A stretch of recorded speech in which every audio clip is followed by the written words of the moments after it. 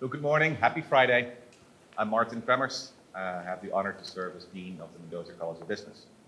On behalf of the college, I wish you a very warm welcome to the 2025 Diversity, Equity and Inclusion Grow the Good in Business case competition. Thank you all for being here. Beyond welcoming all of you and thanking you for being here and for everything that you have contributed to this important event, the most important thing for me to do is to recognize several people and groups. First, I want to recognize and thank Kristen Collins-Smith, the Associate Dean for the Undergraduate and Program and the Specialized Master's Programs here at Mendoza, who first launched this case competition 4 years ago. This is the fourth time this is done, always under Kristen's leadership, as an important part of the college's continuing commitment to expanding experiential learning and building a community of belonging. The case competition has been really excellent the past several years, showing how business needs and can play a role in addressing systematic challenges in society. We look forward to what all of you will bring us this year. I'd also like to thank Quinn Gallagher, who is the program administrator for the college's Impact Consulting Initiatives, for the countless hours Quinn, thank you, has put into making this event a reality. Also, thank you to the competition sponsors, KPMG, First Source Bank, ADP, the South Bend Elkhart Regional Partnership, the Fitzgerald Institute for Real Estate, Beacon Health System, the Deloitte Center for Ethical Leadership, and the Penning Center for Business Communication. Thank you again to all of you. Thank you to all of our judges for being here, so generously sharing of your time and imparting your wisdom onto our students today. Thank you very much. Last and certainly not least, I want to thank all of our students who have shown great enthusiasm for the competition, which is not surprising. We are Notre Dame after all, and we always like a good competition. You are all already winners. So you are the best 6 teams out of all of the 25 that participated from the beginning. So the fact that you're here at this stage, it's great kudos to you. Congratulations and good luck with your presentations today. What is special about this case competition is that it reinforces the pursuit of solidarity within business and prioritizing within business those with the greater needs as an essential part of good business, and to our charge at Mendoza to grow the good in business, to grow as servant leaders who contribute to human flourishing, who cooperate with all stakeholders in solidarity and compete with excellence, externally in the marketplace, and compete internally to become the best version of yourself, by the grace of God and with the help of others. Now I'm pleased to turn the podium over to Kristen, who will tell you more about the competition and today's events. Please join me in giving a round of applause to Kristen Collins-Smith.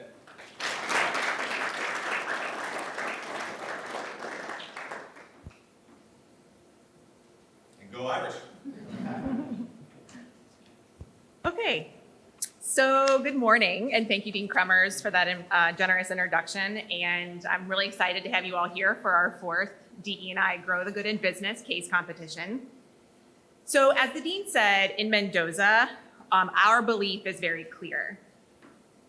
A career in business is really about understanding how organizations can be a force for positive change.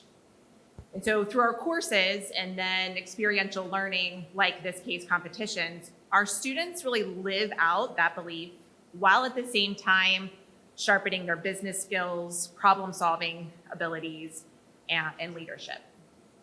Now, at the larger university, the theme of this year's Notre Dame Forum also asks, what do we owe each other? Around the world, many people are alarmed at a collapsing sense of community as fewer and fewer people feel a responsibility to care for others.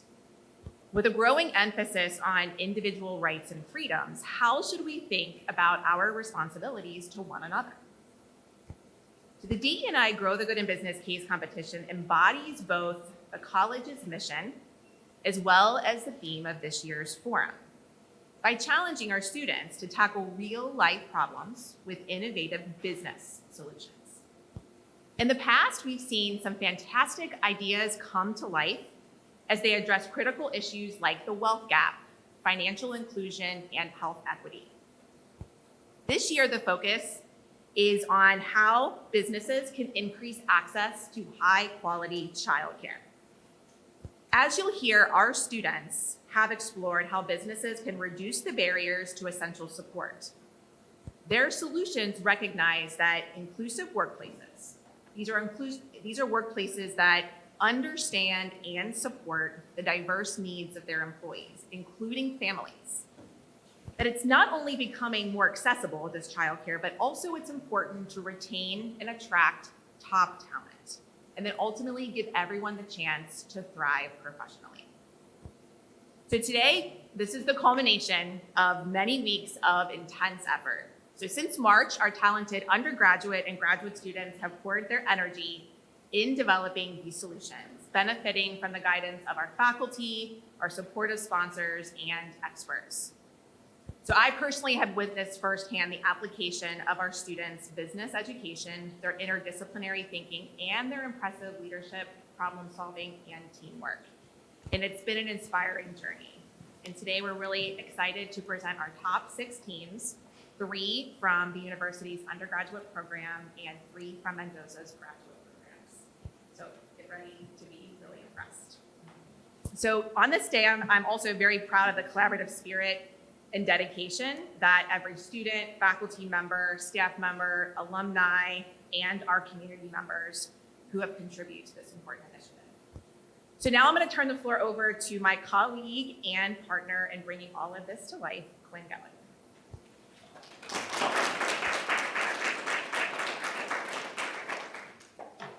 Thanks, Kristen. Good morning, everyone. It's been an absolute privilege getting to work with you. I'm excited to be here with all of you today. So grateful that you took time out of your week to be here in support of our students. My name is Quinn Gallagher. I'm a program administrator with one of our undergraduate experiential learning programs here in the college. For the past several months, I've been helping Kristen and the rest of the team organize this year's competition, along with a great team from across the college, including Carol Elliott, Paige Risser, Zara Osterman, Mindy Young, Laura Bryan, Megan Huff, and Joseph Torma. Huge thanks to all of them for making them possible. Dean Kremers often talks about the 3 C's, which help shape his vision for Mendoza: contribute, cooperate, and compete. And I think this case competition really blends those 3 values beautifully. A competition bringing together people from across the Notre Dame community, aimed at bettering this world and growing the good in business. We pulled together some metrics from the competition, and together I think they really help tell this story. We had 75 students compete this year, including graduate students from 5 of our programs and undergraduate students from not only all 5 Mendoza majors, but all the schools across campus. All told, that was 25 teams. Yeah, and you can see designated the finalists with asterisks. We had 15 experts volunteer their time and expertise to the teams throughout the preparation, contributing as team mentors, offering office hours, and providing feedback during practice presentations. We also had 23 faculty, staff, and alumni contribute as first-round judges, evaluating the first round of submissions and providing valuable feedback. And we had 8 absolutely generous sponsor organizations contribute financially, helping make this type of experiential learning possible for our students. It's truly special that these organizations have chosen to support this and to do it so for you. Lastly, we have 10 amazing final round judges over here. We're incredibly grateful that you all have chosen to share your time, talent, and treasure with these students, bringing additional rigor, prestige, and impact to this experience. We'll come back to them for brief introductions in a moment, but first I'm going to quickly run through our agenda and make sure our undergrad teams have a chance to get set up. So you can see 10:15, we'll try to keep it on time that our undergrads are up. We'll have a quick break in the middle while the graduate teams get set. We've got keynote remarks from our speaker, Shannon, and then we'll have an announcement and wrap up with lunch at the end.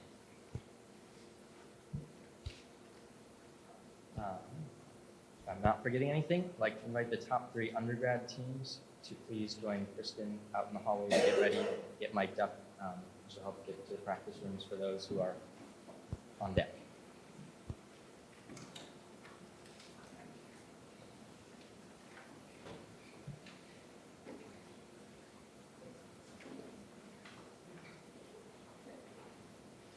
All right, while they're getting ready, I want to make sure we get back to our judges. We're very fortunate to be joined by such a distinguished panel for this final round. Again, super grateful for your presence here and all that you contribute to the success of our students and Notre Dame as a whole. I'm going to request that you each briefly introduce yourself. We can probably start on the end here with Shannon and go down the line. We've got a few microphones there. You might need to turn them on.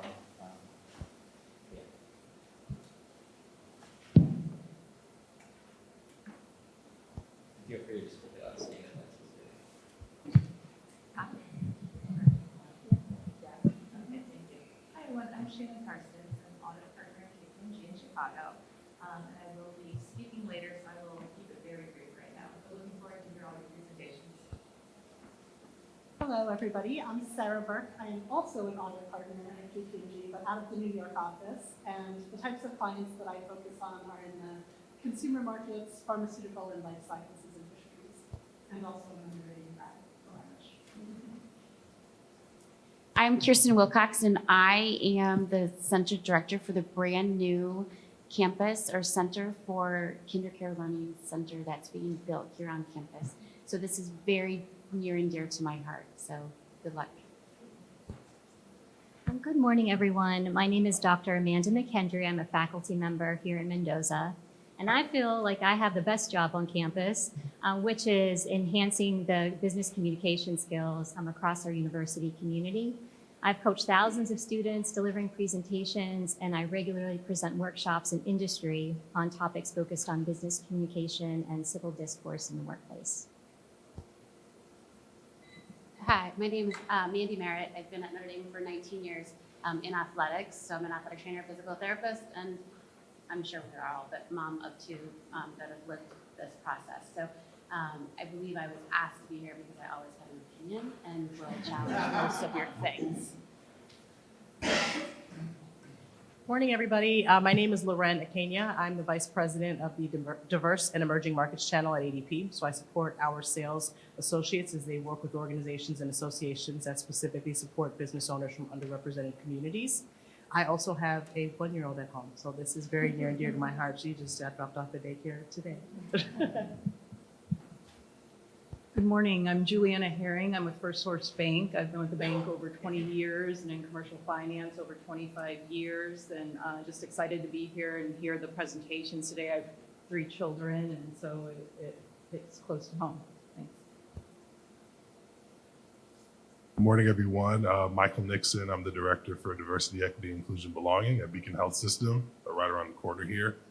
First of all, I want to commend the school for having DEI in the name of the case competition. I know that's a swear word these days, and so really appreciate seeing that as I walked in. I'm also a parent, the 10-year-old. I'm a single parent, and so this is a really important topic for me, and so excited to learn more about what you all have in store for us. Good morning, everyone. My name is Ewubi Obiokwe. I am a current senior here at Notre Dame studying business analytics, and I'm here today representing Jubilee Initiative for Financial Inclusion, short for JIFFI. I currently serve as JIFFI's Chief Marketing Officer, and essentially what we do is we provide microloans to people in the South Bend community as an alternative to payday lending. So I'm very excited to be here representing JIFFI and also excited to see all your presentations. And I am Stephanie Hampshire. I'm with the South Bend Elkhart Regional Partnership. I'm their manager of diversity, equity, and inclusion. Our main goal within our department is to ensure with economic development that we are also reaching out to our underserved populations, whether that be with our entrepreneurs or within our regional institutions to ensure best practices, policies, and procedures that are going to support all. Before working in nonprofit, I also did 12 years of childcare experience. So I'm excited to hear what everybody has to say in terms of this case study. Amazing. Thank you all. We're ready for our first set of undergrad teams. So I'll invite them up. Each team will share their proposal. They've got 8 minutes to present, and that'll be immediately followed by 4 minutes of Q&A from the audience and judges. We will try to be pretty strict on the timing. Yeah, hand it off to our first undergrad team.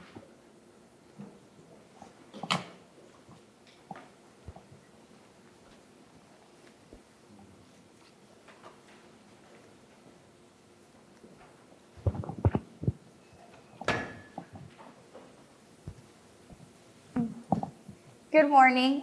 This is our presentation. So from empty desks to full potential, turning vacant commercial spaces into childcare havens. I'm Karina. I'm Jalen. And I'm Angela. Now, when we start, I want you to imagine that you're a parent and you work a full-time job and you have children. And the first thought that pops into your head is, where am I going to leave my children? And also on your way to work, you see these signs again, rented spaces available, and they're vacant areas. Now imagine this space becoming a childcare facility, a place where you can leave your children. This isn't just a dream. This is a reality that we're bringing to you today. So there's a current situation with childcare. First of all, it's affordability, because over 100,000 families fall into poverty just paying for childcare. And childcare facilities, on the other hand, they pay over $50,000 per month trying to maintain them. Accessibility, because there's over 51% of Americans that live in childcare deserts. And on top of that, staff shortage, because there's low wages. And then quality childcare, because low quality childcare leads to low economic future earnings.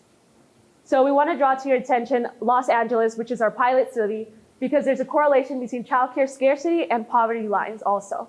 And this isn't just in LA, this is in other cities across the United States, in Richmond, Virginia, Houston, Texas, and Detroit. And on top of that, during our research, we talked to Carrie Alford. She's the executive director at the Early Childhood Development Center on Notre Dame's campus.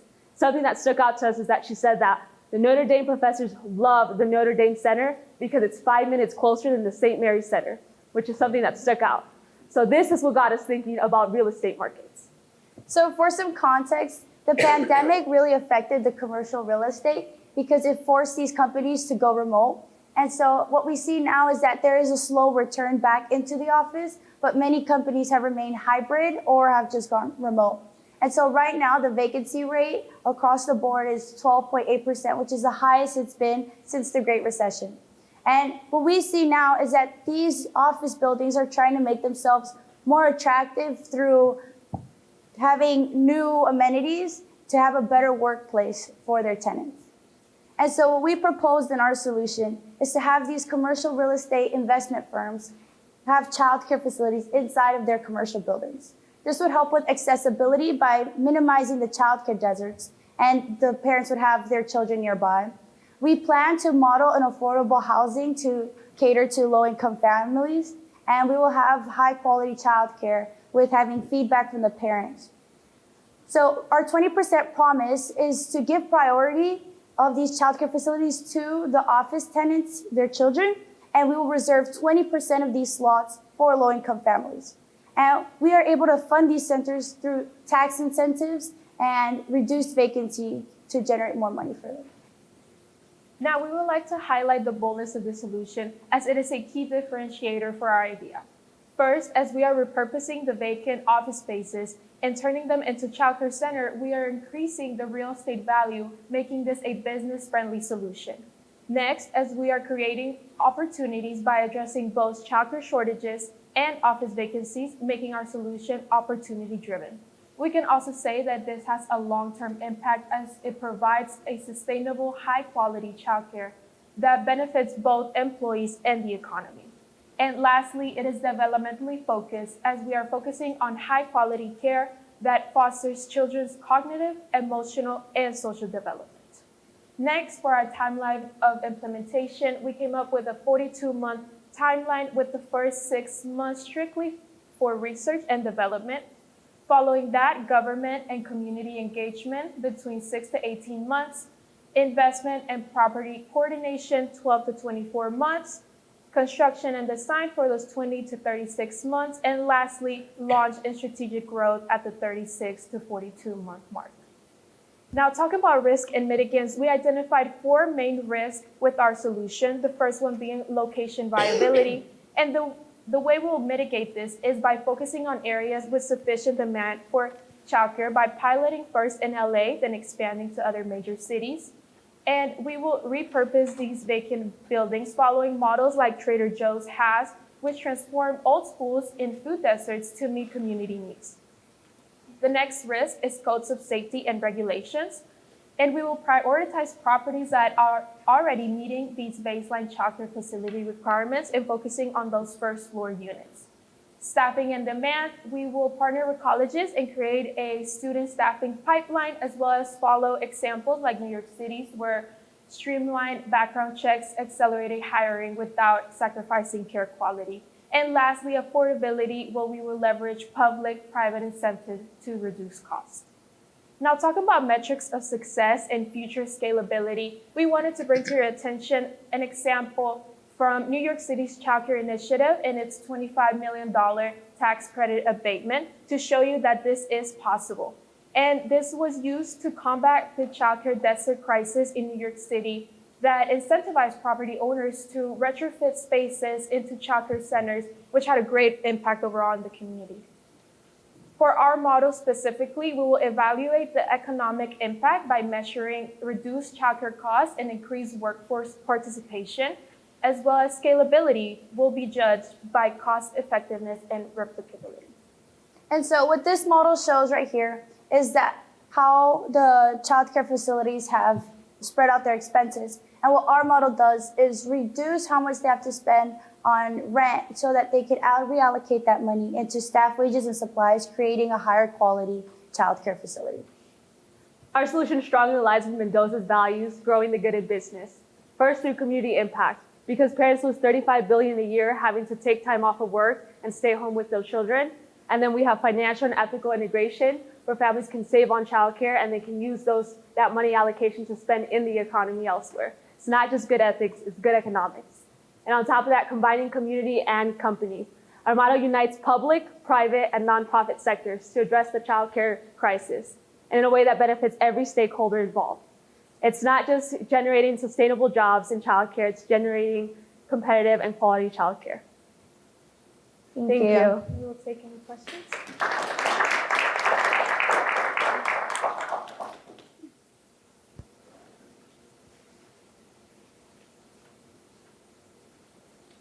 From a clarification standpoint, what I wasn't 100% sure, are the companies both in, companies both in the same real estate building that they're purchasing? So the childcare would be on the first floor and the business would run in the rest of the building, or the business is buying this real estate and just tagging their name to it, but the company itself might be somewhere else? We were thinking more along the lines that it's inside the building, and it also helps that we are trying to put it on the first floor so it could meet code standards. But then also it's known that the first floor is always the hardest to lease, so the company will be able to use that as an amenity room for the rest of the offices rather than trying to create more tenants. So yeah, it will be the building owners having the childcare facility in them for the companies inside these buildings to use it for their children, as well as other people that don't actually work there can also bring their children. Can you talk a little bit more about the lower rent and from a financial perspective, kind of making the case to the businesses? Maybe a little bit more how the cost savings would work? Okay, so we actually talked to a couple of different people that also have tried to do this in different ways. There's for instance, in Ohio, they turned an old library into a childcare facility. And what they did to secure funding is some of the funding that they secured, it was out of the parents' own initiative because they wanted this childcare. So this just shows that when we use to spread the word, the parents are also involved in this, and involving nonprofit sectors is what's gonna help us here. In our timeline, we included how we're gonna partner with nonprofits and government agencies to kind of help us with these costs. And then there's a tax credit that goes to those businesses, because when they see that you have a childcare facility on site, it's an incentive for high quality workers as well, not just for the company, but also in the childcare center.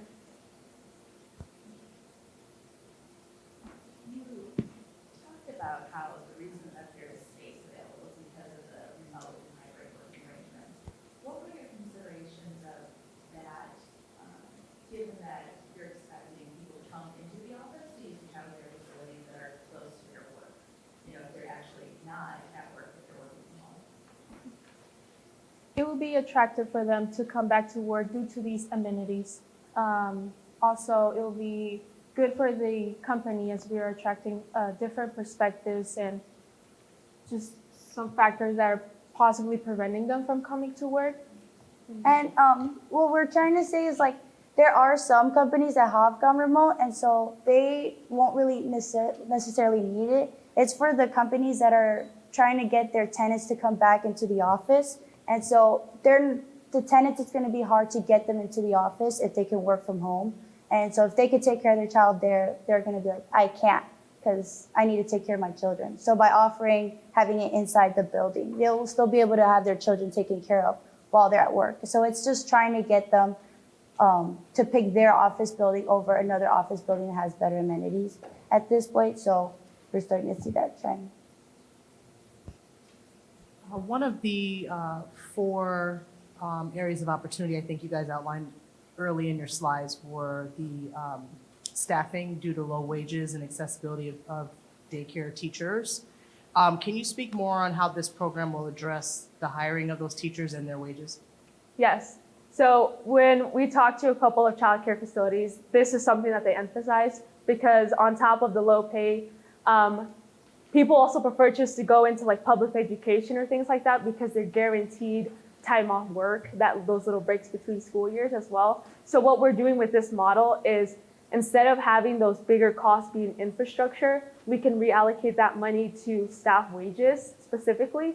And then also in our timeline, we want to partner with local universities and colleges. It's something that they do here at the center as well, where they allow students to come in and they kind of learn how to work with children as well with that. Thank you. Okay. Thank you.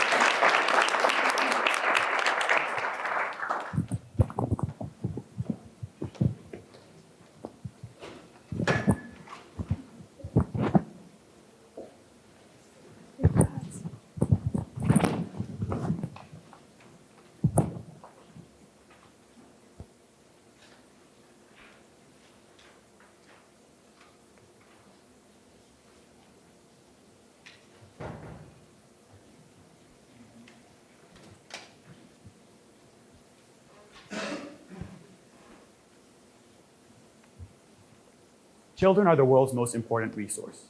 As John F. Kennedy said, he emphasized the importance of children in our society. And we are here as Golden Standard today, recognizing the importance of devising a solution to our issues here, combining political, financial, and social strategies to finally put an end to this childcare crisis, building capital today, and supporting the leaders of tomorrow. Hi, my name is Christian. My name is Caleb. And let's dive into the solution here. Starting off with the problem here, we have identified issues in the private sector, the public sector, and inequity in service therein. And us as Golden Standard, we are a 501c3 that, number one, leverages innovative financial tools and combines them with curated childcare benefits to support our diversity, inclusion, equity, and inclusion groups as well.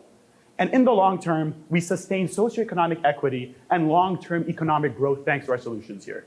Now, looking at the foundation of our solution is financing, so we propose Child Care Impact Bonds, aka CIBs, which are a financial mechanism designed to build economic growth and returns through increased workforce participation and productivity. Now, in a four-step bond process we'll mention here, you want to start off with partnering with the municipal government to underwrite and issue these bonds, and also partnering with investment banks to structure and market these bonds. Now we propose 3 different risk structures: an impact tranche, a mezzanine tranche, and a senior tranche with varying risk levels. Now with these proceeds, we'll put these towards diagnostics, building innovation labs R&D, and also going to addressing inequities, which Chris will talk about later. Now with the repayment, we'll use revenue from CIB-funded care centers, and along with that, incremental increased tax revenue. Now, a 30,000-foot view of the CIBs in general, we'll start here on the left side here, looking at the investors in CIBs, putting money into the municipal government in return for the CIBs. Now we'll create short-term and long-term changes, such as increasing availability and quality of childcare, and on the other side, increasing workforce participation and economic growth. So why would companies even invest in CIBs in the first place? First off, there will be direct financial benefits, such as return on investment and reduced operating costs. And on the other side, on the internal side, we'll see things like talent attraction and retention, and even incentives beyond investment. So once these long-term effects are put back into the government, The increased economic activity will go back to the municipal government to pay back these bondholders in the first place with a principal and a premium. So feasibility is at the forefront of our solution. So we'll start here on the left side, looking at the Trans-Bay Transit Center municipal bonds. These were bonds financed in San Francisco to build infrastructure. Now, two key characteristics about this bond is that they're able to generate $30 million in annual economic activity and also set aside about $2.5 million in these tax payments set aside. What we want you to understand is that purpose-driven, revenue-generating bonds have a proven track record of success, which are the foundation for childcare impact bonds. Now I'll hand off to Chris to talk about the political side. So looking at the right here, we have a graph presenting Child Care and Development Fund expenditure from 2013 to 2020. The bottom third represents presidential control, the middle third represents Senate control, and the top third represents House control. What this tells us is a clear message. There's a consistent attitude towards childcare, and most notably, an 11.7% annual growth from 2017 to 2020. And this presents bipartisan legislative support for ideas such as Golden Standard's mission. So knowing this and knowing the information of the CIB bond proceeds that Caleb had just presented, we can start diving into our solution here through the Changemaker wing. Only 13% of Americans are receiving high quality childcare and the necessary childcare they need to support their families.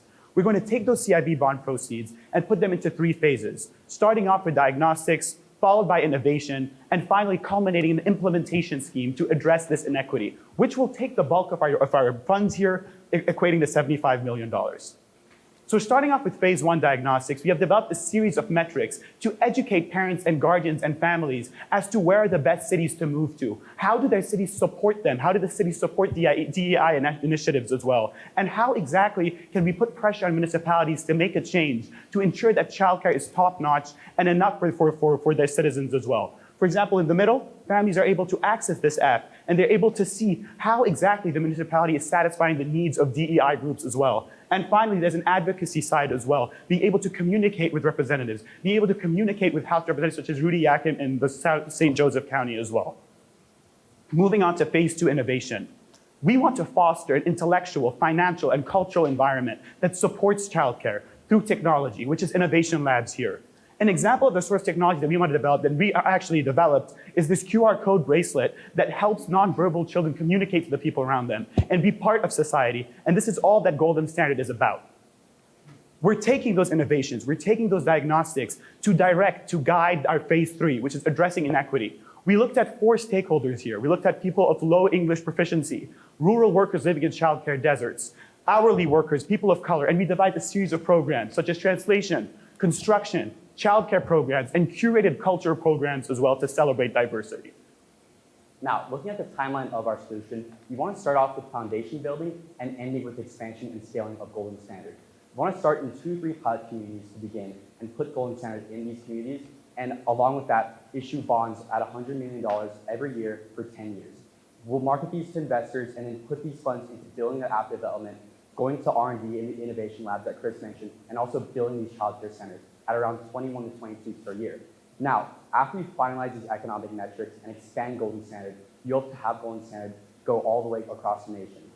Now, looking at some metrics of success we have quantitative and qualitative metrics of success that we have in our minds.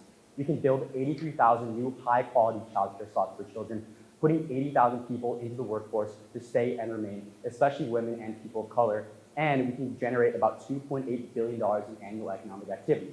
Now, the main forefront is children. That's our solution. That's what we care about the most. So we want to improve outcomes for thousands of children, have a solution as a self-sustaining financial model, and save about $2 billion for employees. So finally, all in all, what we have seen is a solution that tackles private issues in the private sector, the public sector, and helps our DEI groups. At the same time, parents and guardians, you know that children are our most important treasures here. We want to increase their standard of living. We want to increase their growth. We want positive views due to CSR benefiting those employers, those public institutions, and that injection of money and population for childcare-friendly areas while respecting ethical considerations such as the UNCRC and ensuring that bond repayments are done and agreed upon initiatives are done as well through a sophisticated legal team. At the heart of our solution lie millions of children that have been neglected for far too long. Let's make a change right here, right now, one CIB at a time. Thank you.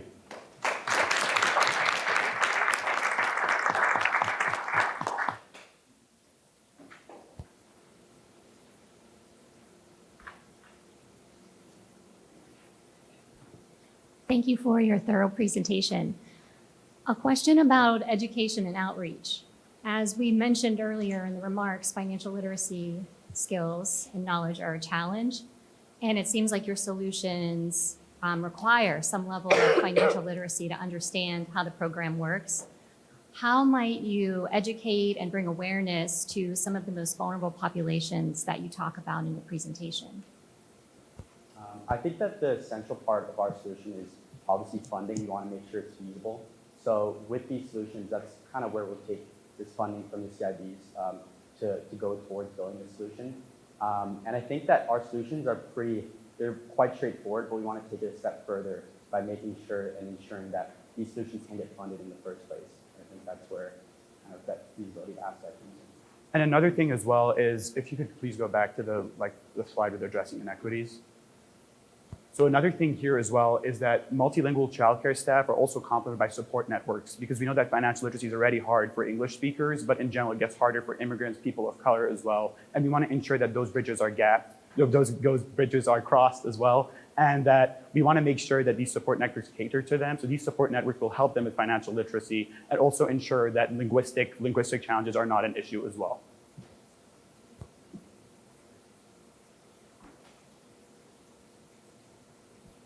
This on? Or no?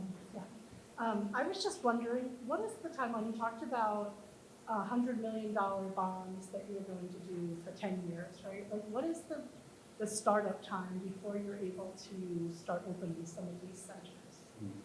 The timeline here. So we'll issue bonds, like I said, once every year for 10 years. And once we receive that initial funding, so about $100 million off the bat, we'll put these towards building that app development, putting money towards R&D, and also starting to build these childcare facilities. Yeah. So we estimate about 21 to 22 per year once we receive this initial funding. And that starts after a certain period of time where you earn the money on the bonds, or? Yeah, so once, with the bond, once we receive that initial funding from the investors, we'll put that directly towards implementing our solution. Okay.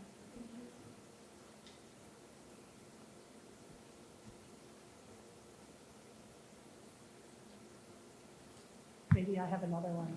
Can you tell me more about these QR code bracelets? Yeah, if you could please go back to, yeah. So essentially we spent 8 weeks in India. This was a freshman summer. It's through an ND Bridge program. So what was learned there was that a lot of nonverbal children are not equipped with the necessary technology or the necessary just infrastructure in order to support them, because everyone deserves to communicate. Everyone deserves to be part of our societies. And just because you communicate a different way, that doesn't mean anything. So what we wanted to do, so this is a QR code bracelet, worked with McCloskey as well, and made it to the second round as well. And so this is just some information about that. And what it does is that there are QR codes representing different facets of the personality, of a child's personality, their hometown, their interests, their passions, all of those things. And there's a complementary app. So essentially you have like a QR code bracelet. Someone comes in, scans one of the beads with a QR code, and is able to learn more about them and use an app to communicate, so that just because you communicate non-verbally, it's not a barrier towards anything. And another thing that we also did, if you could please go to the appendix, the first aid kit part, please. Yeah, so what we did was a first aid kit that also did the same thing. So the first aid kit, it's that children are able to communicate to healthcare professionals through a paper that presents different pain intensities, presents what exactly their pain, what they need as well. So like, for example, 1 to 10, how would you describe your pain? Where is the pain? Just that nonverbal children are also able to just communicate as well. So that's another thing. And that's another facet of our DEI initiative as well. Yeah, thank you. Can you speak a little bit more to the bond process and gaining those investors and how you go about that? We'll go to slide 17 here. So right here, this is in our appendix. I want to start with the $100 million bond issuance, and what I mentioned, the 3 tranches, the impact tranche, mezzanine tranche, and senior tranche up here. These will go directly towards the bond proceeds that I mentioned, and then using these, it'll go towards generating economic activity from our own CIB-funded childcare centers, and on the other side, the increased tax revenue, because as more parents can enter the workforce in these municipalities, it'll increase revenue in general. Companies lose about $800 billion a year just in terms of like a muted labor workforce, and so these go shares into the CIB retainment fund, paying back these investors, and also having a little bit of a buffer. We have about a 1.3x debt to service ratio. So that's sort of an overall cash flow overview of the bonds.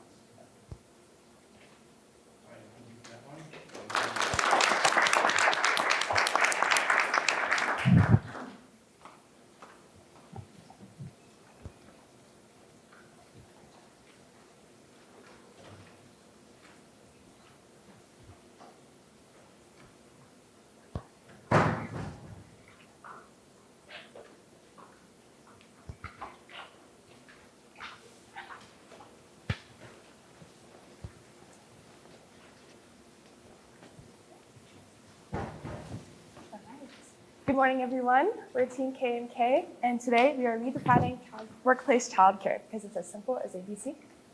My name is Catherine Shaw. I'm studying Global Affairs and Peace Studies. I'm Kendall Han Eno. I'm studying Business Analytics.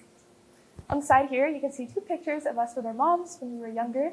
They both left the workforce to take care of us and our siblings, mainly because there weren't accessible and affordable childcare options available to them at the time.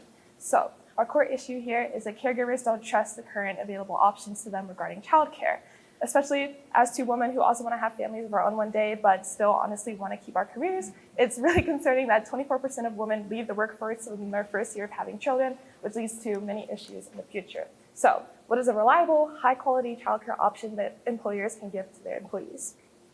So here, just starting with our target user, we're going to be looking at medium to large-sized companies, specifically those with office space readily available, specifically in larger cities, so think a Chicago kind of area.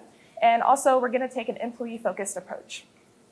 So our solution is titled the ABC model. And it's important to note here that we went with a model form to essentially consolidate the key decision-making points that a company needs to consider when they want to offer workplace childcare.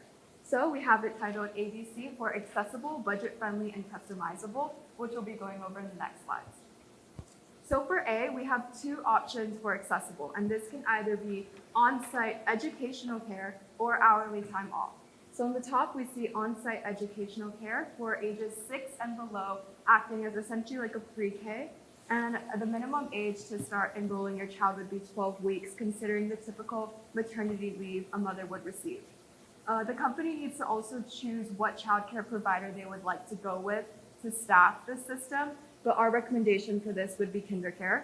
For ages 6 and above, they would eventually phase into social development programming, which is a supplement to the school day and acts as more of after-school care. This will be available till they're 15 years old and comes at a cheaper cost than the pre-K on-site care. Our recommendation for this is Fort Oak Cliff. And on the bottom, we have hourly time off, which is basically a way for parents to take time off by the hour, because it's never a set schedule when you have children. And this also offers a non-gendered form of leave that is easy for employers and employees to adopt. For B, budget friendly, we also have two options again. So on the left, we see an affordable pricing model, which is where we kind of consider the different parties involved and how we can best accommodate pricing. So for employees, they will receive a subsidized cost, and we're using a tuition threshold of 7% for the recommendation of the Department of Health and their guidelines on how much a family should be spending on childcare. So if the cost of the subsidized tuition is under 7%, they'll just pay that. If it is over, the maximum they'll pay is that 7%. For the community, we also want to open it up to them at a higher cost to kind of supplement the revenue, and then considering low-income family coverage with the Head Start program. For payment plans, we want to offer flexible spending accounts similar to FSAs and HSAs, but expand it to include childcare as an eligible expense, and this can be used for the on-site care or any other option. Okay, lastly, with our last pillar in C, customizable. Ultimately, we know that every company's needs are going to be different, especially depending on their employees and what they also need. So we recommend having a holistic approach here, taking at least one option from both A or B, and either combining or just having them separately, making sure that the needs are met for all their employees. So here's what ABC would look like in action. So you can take Claire. Her employer is offering on-site care and affordable pricing. She pays a subsidized cost of $1,000 a month, which is 25% cheaper than the Illinois average. After 12 weeks, she enrolls her baby in the on-site care. And with this, parents are able to interact with their baby easier because it's closer to work. After 6 years, he phases into social development programming, where his public school transports him to the local office. And here he also is able to build relationships closer with his parents and the other kids in the program. If Claire chooses to have baby number 2 at any time in the timeline, it will also be guaranteed a spot in the program. All right, so now looking more at the boldness for our solution. So we know the existing solutions, such as infant work programs, additional leave, and credit for offsite options do exist. But again, our core issue here is that moms are still leaving the workforce. So with our ABC model, we're having on-site educational care with flexible hourly time off. And ultimately, it's still customizable and more accommodating from a financial standpoint. So it's both high quality and flexible. Also, regarding DEI, again, our core inspiration is working mothers, but we also have some additional considerations that we're going to recommend. So children with disabilities and neurodevelopmental conditions. So diversifying staff, making sure that possibly there's staff with special education care, and then also ABA or applied behavior analysis therapists. Then we also recognize that research shows that African American and low-income families face the most barriers when it comes to having access to childcare. So we also think that expanding these options helps fix these barriers. And by also having the Head Start program included in our model, it's providing inclusivity from a financial standpoint. Our solution is deeply rooted in Mendoza's mission to grow the good in business. We're aiming to create a human-centered approach to childcare and really thinking about putting employees first. But at the root of it all, we're respecting the dignity of working mothers because having a child should not be a barrier to advancing your career. Okay, so why this? It's a flexible but also consolidated path to easier childcare access. It's also more efficient for both employees and employers. It's estimated that $122 billion is lost annually in productivity, earnings, and revenue. So we think that this is a feasible solution. Also, we recognize that there might be challenges in combating gender roles, but then also establishing the program. But we also have some financial considerations that we'll go into next. So this is basically a rundown of a center using Claire's example for our continuity. So if our center takes around 80 kids, which is an average for the city size, and there's $1,000 monthly tuition, we can expect revenue as seen on the screen. But we also want to recognize that there are many, many grants that these centers qualify for, whether it's federally, locally. Here we found one that was $25,000 a year and renewable. In regards to our costs, a key component to ours is that there is low initial investment because we want to use the empty office space post-COVID. So we would only really need to do renovations and just the materials, supplies, and staffing costs. Based on our research with Patagonia and KinderCare, it costs around $1 million a year to operate a center. But when we consider tax benefits, both of which Patagonia uses to offset a lot of its costs with the tax credit and write-off, we see that there is a great, there's no loss at the company for offering this. We have $135,000 profit. But again, the point of this is that the company is not trying to profit off of its employees. It's essentially trying to create a workplace childcare program that is affordable, efficient for them, and meaningful. So while the profit may be not something really maximizable, it's still not a loss. Here are some success metrics, and we primarily want to focus on the employee retention rates and also a cost-benefit analysis in the cost it takes to operate, but also the value in retaining these employees because it is, again, more efficient and valuable to have your talent in-house. Scalability for our program is very easy because we just need to open more spots internally first, and because it is a model form, it allows for easy reproducibility. Thank you all.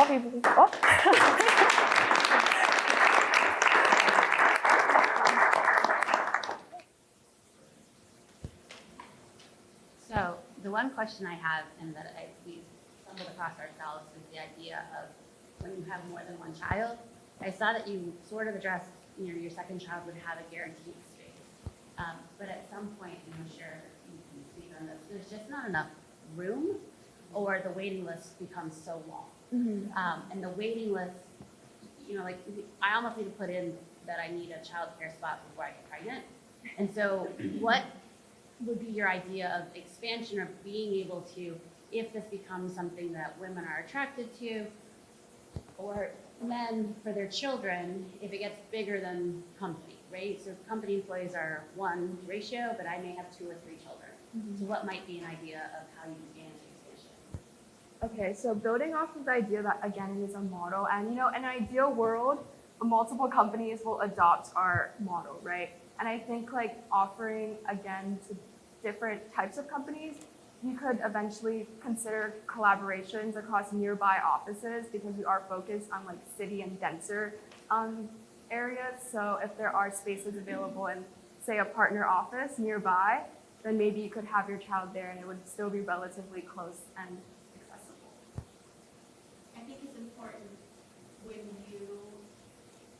talk about and think about having multiple children, that in your design, in your building, wherever you're going to be, that you have room to expand.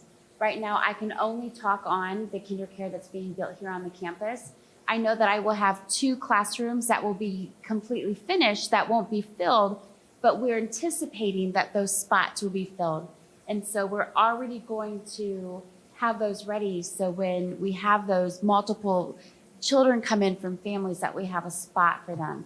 So I think that's also important. And it's also important that I know there's additional space at the end of the building, that 2 more classrooms can be built.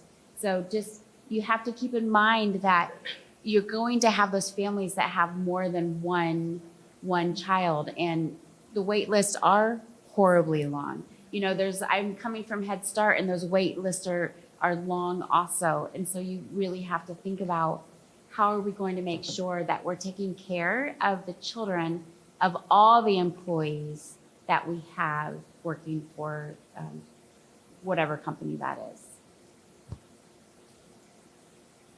I wanted to ask maybe a slightly different question. You both, first, I loved your use of story, both of your personal story as well as sort of the hypothetical situation here. So I'm just wondering, you both mentioned your mothers, and have you considered at all how a program like this may have changed their trajectory? Because you mentioned them making different decisions based off of course, wanting to provide the best care they could for you both. And so how could a program like this maybe have transformed some of their trajectory? I can at least speak on my mom. She always called herself stay-at-home mom, but that was quotations because she would stay at home during the day to take care of myself and my siblings, but we still really needed to be a 2-income household. So my dad would go to work during the day, my mom would stay home, be there to take care of us, take us to school when we were older, make us lunches, whatnot, but she would still take overnight shifts and work. But it wasn't a job that was fulfilling to her. So I really do feel like something like this would give her the option to, yes, still have time and quality time with both myself and my siblings, while also still kind of giving to have a career trajectory that made her happy and proud. Because I think that that's something that so many mothers, especially today. And again, we also want to recognize that families look very different. There might be single dads, single parent households, and generally, but also there might even be grandparents that are caregivers, or same-sex couples. So it all differs, but our inspiration again was from our own mothers, and so we do believe that my mom would have had more time to really focus on her career, and instead of having to take jobs that were just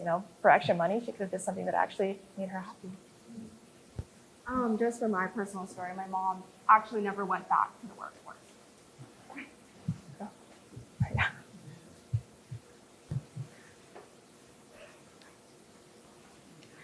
But just a concern. I'm sorry, please take your time. I'm sorry. Just the concern she had was her skill level. I think the issue is it's hard. It's very hard, especially when you have children that you love and you care about and you want to spend time with them. So even with something like an on-site option where you're still getting to see your kid, even if it's just to breastfeed or during mealtime breaks, it's still something, and it's still time to get to spend with them. But yeah, you still get to focus on your career and your own happiness and joy, and I think that's just it's lacking. It's lacking right now. I'm so sorry. I was not expecting this to happen.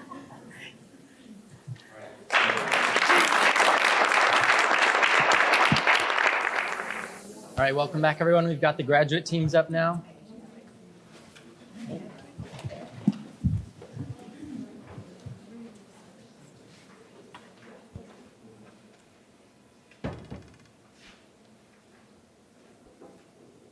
Take a moment and imagine.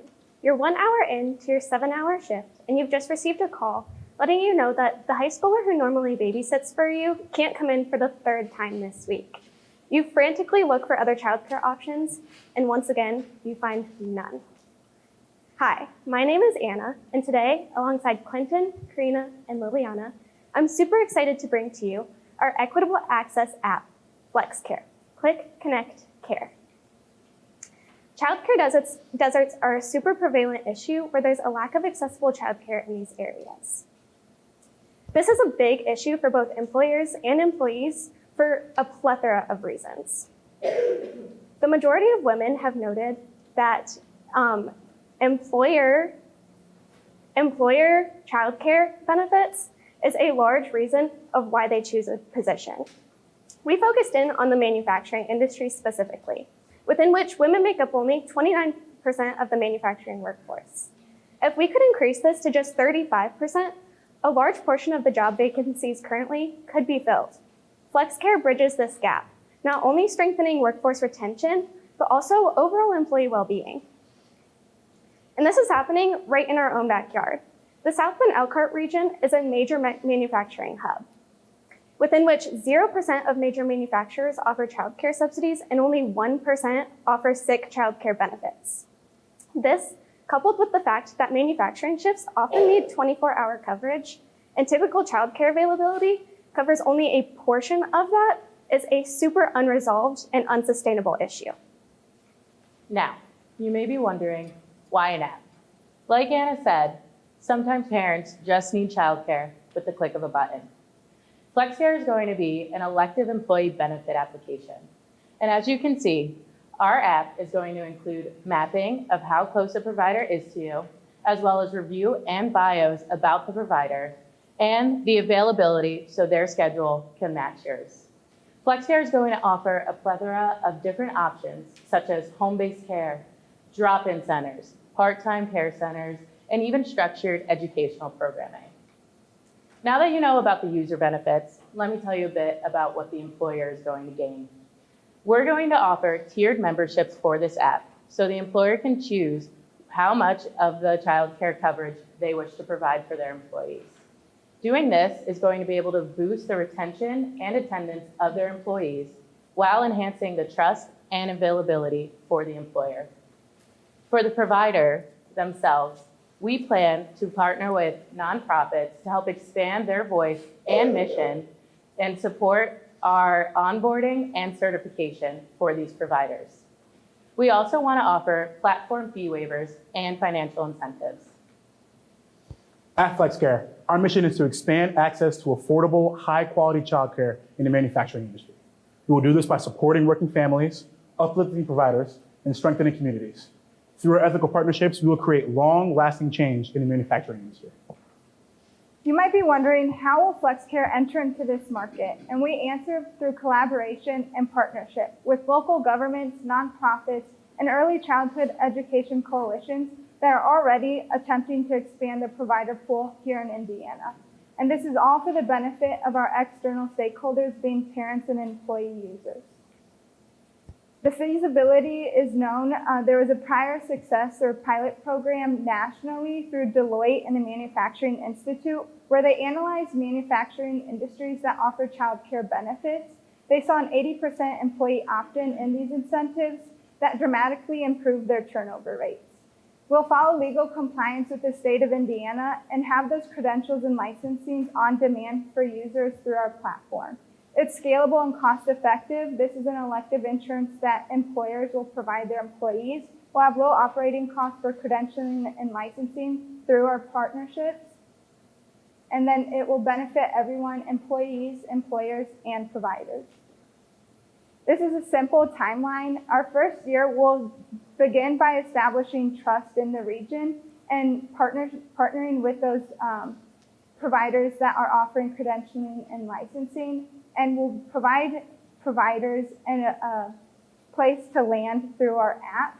And in the second year, once we have that provider pool and app developed, we'll engage our employers and manufacturing industry leaders in the area, launch a beta, and begin a soft rollout with 1 to 2 manufacturers, while continuing to expand that provider pool and track the impact that we have in those 2 manufacturers. In the third year, we'll improve our platform based on the feedback that we've received, continue to deepen that workforce pipeline program, and expand and report on the impact so we can scale regionally to more manufacturers. We will measure our success through 3 key pillars: access, impact, and returns. First, we'll talk about access. We want to make sure that all manufacturing employees have access to quality, affordable childcare. As Anna mentioned before, 0% of major manufacturing companies in the South Bend Elkhart region offer childcare. We want to change this, and these key metrics will help us get there. Next, we have impact. We want to make sure that we are having a significant impact on the lives of manufacturing workers. We want to increase their productivity, decrease their turnover rates, and improve the lives of all manufacturing workers and their families. Finally, we have returns. We want to make sure that FlexCare is a solution not just for employees, but for employers and providers as well. We want to increase the revenue for providers and have a high return on investment for employers. As you see here, we have illustrated the high return on investment for employers. On the top, we have a cost model for our 3-tiered system, and on the bottom, we have the return on investment. If an employer chooses to offer full coverage for their employers, the highest cost for them, they will still have a 44% return on their investment. FlexCare is a solution not just for employees, but their employers as well. FlexCare is not just an app. It is a people-centered solution. By making childcare more flexible, affordable, and accessible, we are building a strong foundation for hardworking families and their communities. Click, connect, care. Thank you.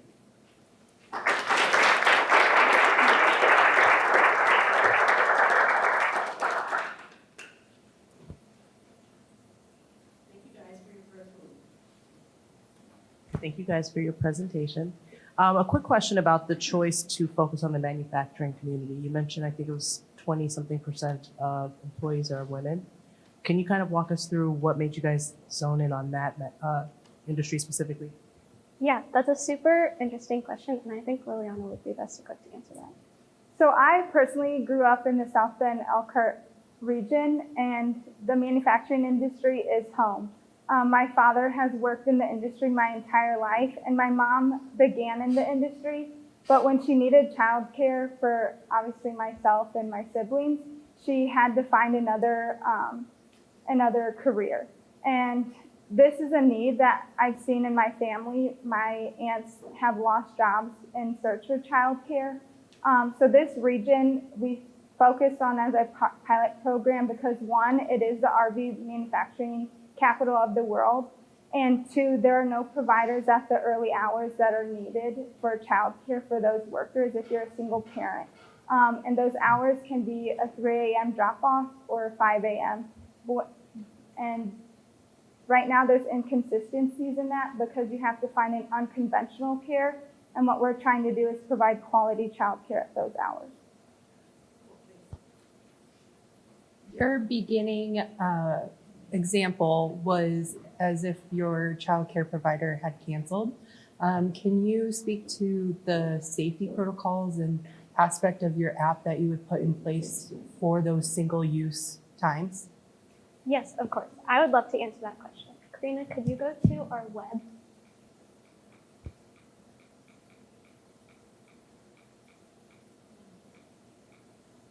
So within the app itself, it offers not only a mapping system, but also an availability time as well as these bios and ratings for each child care professional that's offering a service.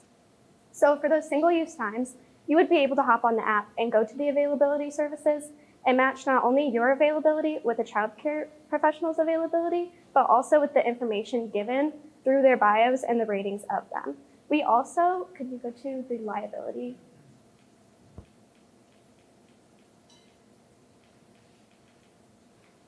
Within our liability and legal compliance structures, we have structures that allow us to have mandated background checks, as well as all of the provided licenses, proof of insurance, health and safety training that's checked in intervals, and expiration reminders are given for those. So those are all done through our app. And once your licensing or any of those mandated background checks expire, you have to re-upload.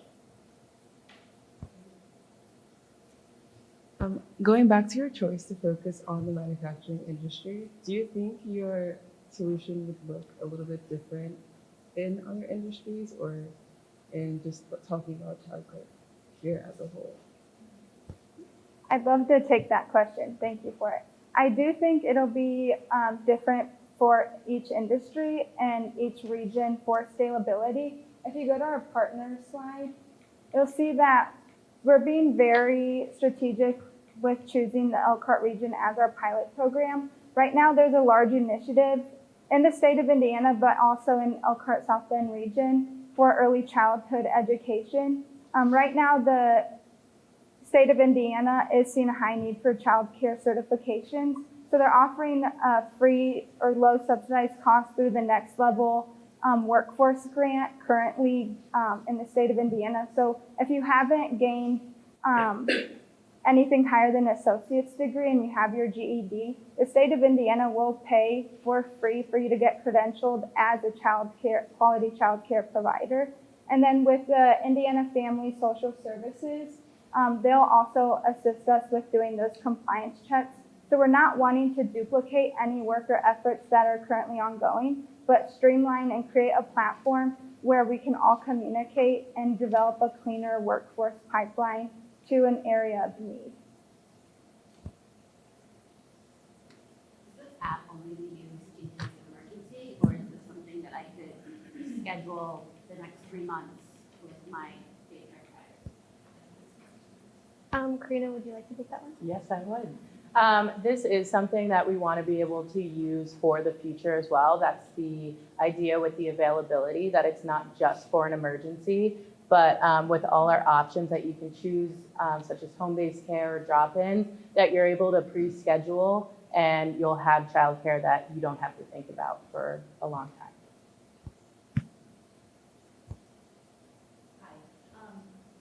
So one of the challenges of childcare is supply, right?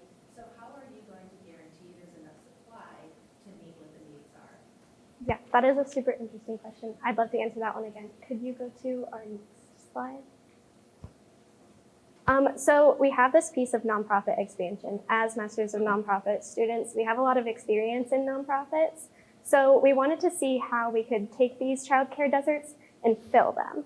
And there are a lot of nonprofits that focus on families and children, not exactly childcare, but they're centered around those missions of families and children. We added this piece of nonprofit expansion so that they could gain the credentials through us to offer their own childcare. We talked to South Bend City Church, who currently has the Boys and Girls Club inside of them, and they offer that care through them. So with this nonprofit expansion, they would be able to gain these certifications and licensings through us, and they would then be able to offer childcare themselves, not only expanding the reach of their mission and vision, but also adding another revenue source for them.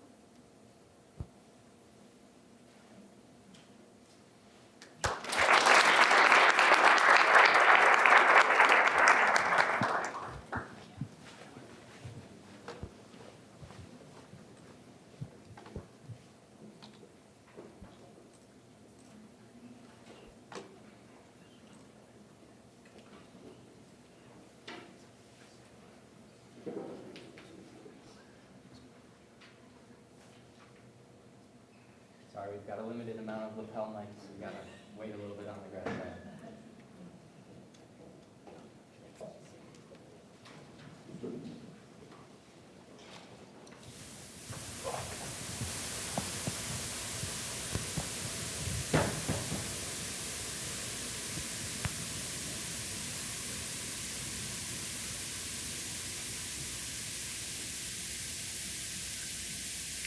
Good morning, everyone. We're here to present to you Champions for Childcare, Shaping Futures with Care.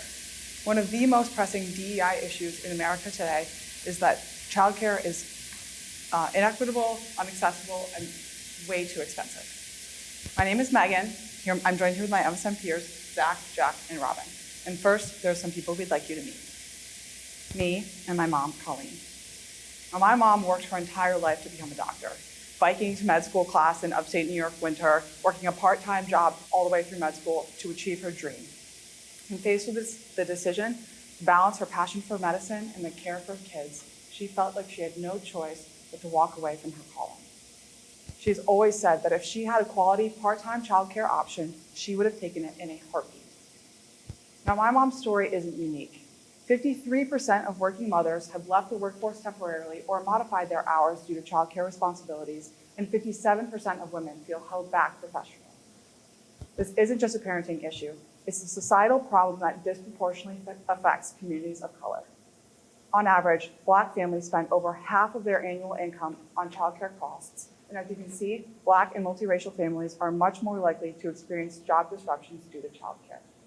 Intersectionality plays a role here as well, with 74% of Black households having females as the primary breadwinner. These are the individuals hit the hardest. The problem with childcare in the US is that it's inaccessible, unaffordable, and very rarely high quality. Over half of Americans live in childcare deserts, and to afford childcare, according to HHS standards, a 2-child family needs to earn an annual income of $260,000. And for those who can't afford childcare, only 13% of these are deemed to be high quality. In understanding these pain points, we crafted our solution, Champions for Childcare. We believe it takes cross-sector collaboration to bring childcare to new heights through lasting and ethical solutions. Our recommendation is a nonprofit that collaborates with private sector companies, governments, and childcare providers to establish an endowment and cost-sharing program to provide subsidies for childcare-related services. It will conduct research, create standards, and provide quality improvement initiatives to childcare providers, and will initiate outreach programs and build not-for-profit daycare centers in the daycare deserts of America. It's important to note that with all of our recommendations, our goal is to focus on providing for underserved and underrepresented communities first. We believe we can achieve a 40% reduction in employee childcare costs through the following way. We found the average childcare cost in America per child is $12,000 per year. We're going to have 3 stakeholders: the government, companies, and employees all pay towards that. The government through grants and the companies through CSR, and employees through their funds. They're going to pay this $12,000 cost to our childcare partners who will provide the care. This has already been done in a very successful way in the state of Michigan through the My TriShare childcare program. They've been able to subsidize 66% of childcare costs for the 713 children in their program. We're proposing adding an endowment component to this to further subsidize those costs that you see for those 3 stakeholders over time, as well as provide quality improvement initiatives to the childcare providers. Here are some financial projections and goals for our endowment. $500 million in payouts by year 20 based on $1.5 billion in total contributions over that 20-year period. We're going to get those contributions through that cost-sharing program that you saw on the last slide, donations, as well as government grants. We have initial target funding of $14.5 million in the first year. We'd like to grow that by 15% year over year over the 20 years. We roll this out on a state-by-state basis, starting with the states of Illinois, Indiana, and Ohio. For childcare partners and companies, the benefits are also clear.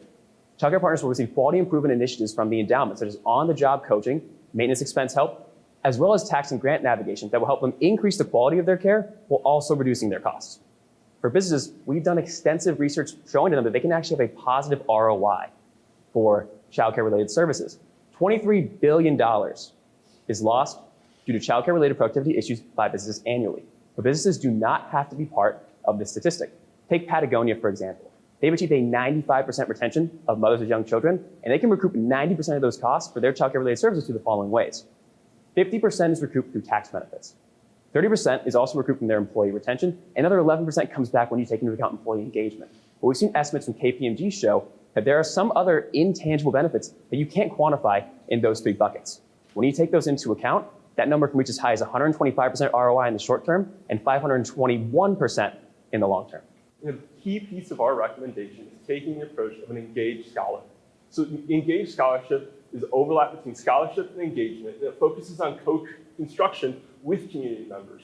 Why not take the approach of My TriShare? We want to take a non-prescriptive approach, partnering with communities, building relationships, learning those community-specific needs, ultimately building trust. And one of the ways we can do this is, as researchers, questioning our own roles, biases, assumptions in the research process, taking an equitable, collaborative relationship approach by distributing power, credit, and decision-making equally between all parties. And we're going to take the approach of engaged scholarship through 5-year grants, averaging out about $600,000 that we funded through the endowment. We'll use these to actually understand what do these community needs, do they differ by communities, how can we partner with them, but then also on communicative messaging strategies for executives of companies, how can we persuade them and incentivize them to buy into this initiative? And because trust and relationships take time to build, we want to take a long-term approach to this of 20 years plus. In the first year, we'll establish a nonprofit and focusing on building relationships with those underserved communities in those childcare deserts, and really start the program in strategic places, establishing the nonprofit Champions for Childcare. In phase 2, we'll expand capacity, improve quality, and help families and workers benefit directly. Finally, in phase 3, we'll target a $1.7 billion endowment with over $500 million in payouts by year 20. And at this point, we're looking for structural improvements, broad access, and accountability, or accessible impact for child and workers. And then in phase 4, 20 years and beyond, we're looking to phase out from a regional approach to a national approach with the goal of creating a sustainable system moving forward, paired with policy alignment, and ultimately generational outcomes. Now, we believe this recommendation would be an example of ethics in action, and it ties into the very mission statement of Mendoza College of Business, which is to grow the good. And it does this by advancing human flourishing, also touching on improving the human conditioning by addressing childcare deserts and expanding access to underserved families. Finally, it echoes Cardinal O'Hara's call for commerce to ultimately serve civilizations. Now, we don't just want this to be a case competition, though. Rather, an opportunity for all of us to come together, listen, and collaborate on initiatives that can move childcare forward in the world. These are some of the resources that we use in our research process, and we would encourage you to look at going forward. We believe by reshaping the current status quo, an endowment, it will help the family in long term to reduce their stress and help them to pursue a stable career path in the future. And for employers, an opportunity provided in the fund will help them to boost retention and expand their talent pipelines.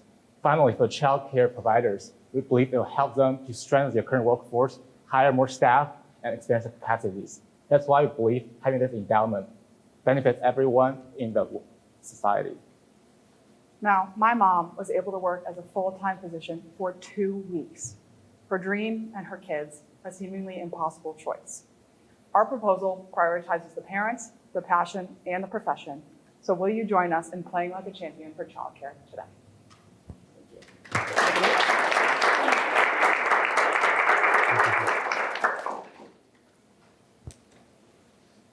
Thank you guys for your presentation.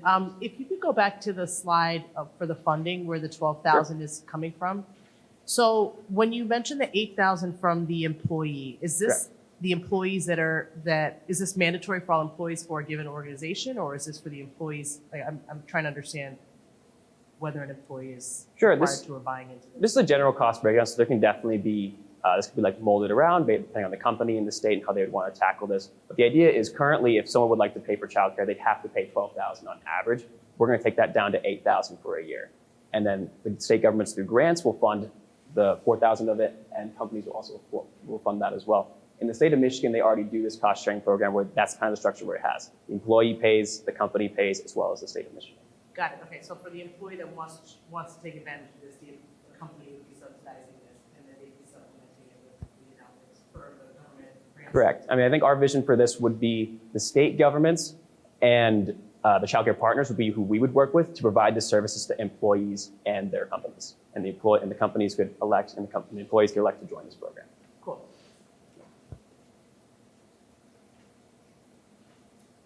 With your solution, who do you think is your most difficult stakeholder group? And how might you address some of the resistance you could encounter? Yeah, I'd say one of the crucial pieces of this is the relationship and the trust that's being built with the executives of organizations. As Jack mentioned, my TriShare is currently taking this approach, but some of the inefficiency that they're seeing is coming from a lack of trust of the organizations trusting these regional hubs that are providing the services. So through our approach of Engaged Scholarship, what we're hoping to do is collaborate with these organizations and ultimately focus on, through these grants, the communicative messaging strategies that can be used to really encourage and incentivize these executives to buy in, but also to understand the needs of the community and make those personal for the employers as well.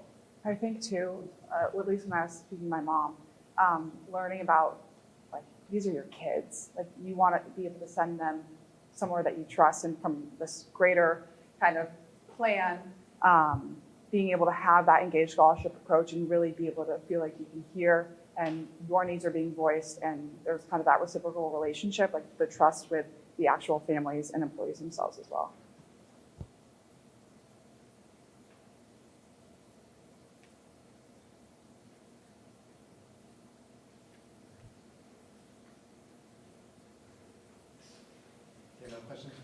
Any questions from the audience?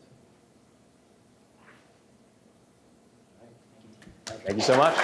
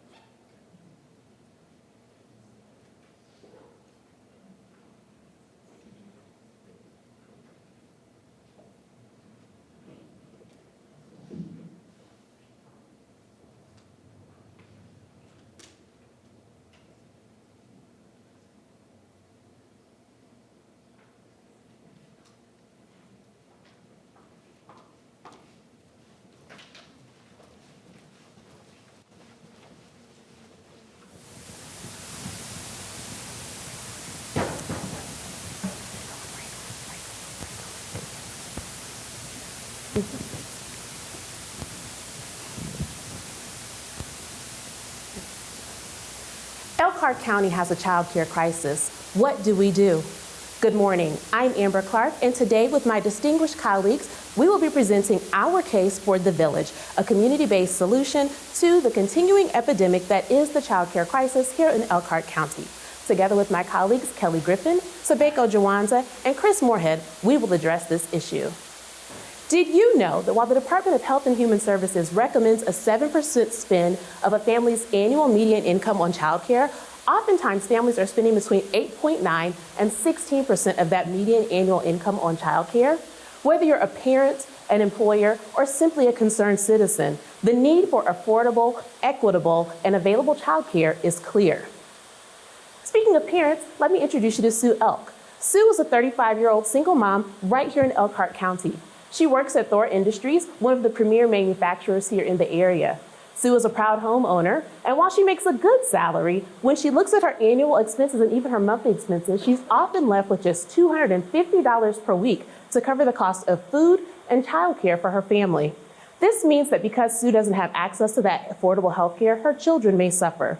Now, though Sue is a fictional character, her problems are very real. So what do? Elkhart County has a serious problem. They don't have childcare. They don't have enough.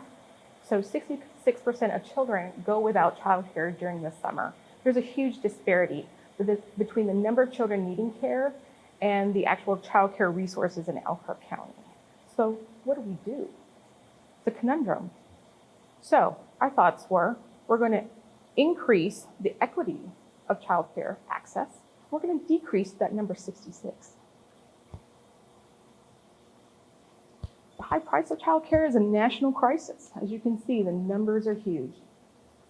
Sue Elk, that's for one child. Sue Elk has 2 children, so you can guarantee her numbers will be double. I'd like for you to meet Mateo Elk. This is Sue's 8-year-old child. He's a fun, curious little kid, loves animals, he reads graphic novels, loves to read in general, super intelligent. Oh, and what does he want to do in the future? He wants to become a zoologist or a zookeeper, take care of those animals. So during the school year, Mateo does wonderful. He's incredibly well supported by his educators, the structure the school provides, even aftercare, after-school programs that he gets for free from the schools that he attends. That's great. But the summer, that's a different story. You see, when Mateo goes home during the summer, he's left oftentimes alone while his mom is at work, working long hours. Sometimes he bounces back and forth between neighbors. Sue's constantly worrying about whether he's lonely. Is he gonna suffer from that summer slide? Is that gonna damage his future or his potential? He doesn't need a whole lot. He just needs a place where he feels comfortable, he can learn, he can feel safe, and maybe he has some access to some of those animals that he likes and wants to take care of in the future. So, we often say it takes a village to raise a child. I'd like to introduce you to ours. The Village is an AI-powered mobile app. It intelligently matches families with community-based resources and programs that already exist. They're dynamic in nature, they're diverse, and some of them have additional access. The AI mobile app builds a dynamic network of resources with organizations in the community. Think parks, think museums, think other cultural institutions that are already doing this work and taps into it. This also coordinates transportation, which is incredibly important. This is not just an app, this is the app for working families. This is an app that connects all of the different resources that exist in the community in a way that working families can utilize. It centralizes their access to these resources in one single place. Is this possible? Is it feasible? Well, there are 2 initiatives that we believe are the foundation for success for this app to succeed. One is the Quad Share Childcare Program, which separates out and equally distributes the access and the funds needed to this app between the employee on a sliding scale, making sure that people that don't have the resources to do it pay less, those that can pay into the system and actually help fund it that way as well. So we're uniting our community together rather than separating them apart based upon need and capacity. Okay? Then our just-in-time summer programming network There's going to be a great collaboration of community institutions, organizations, and resources within the community to be able to pull those things together and provide that network that we're going to tap into through the app. This has a lot of impact when it comes to the workforce. When parents are at work, they want to make sure that their children are cared for, and they want to make sure that their children are getting a quality education. Especially during the summertime when they're not in school, they need to make sure that there's a village approach, a collaborative approach to educating their children and making sure that they have a safe place to be during the summertime. This also helps to make sure that employers and employees don't have to worry about whether or not someone's going to miss work or whether or not someone can actually go to work because they don't have childcare. Also, there's tax credits involved and funding targets that can be appropriated for this business model.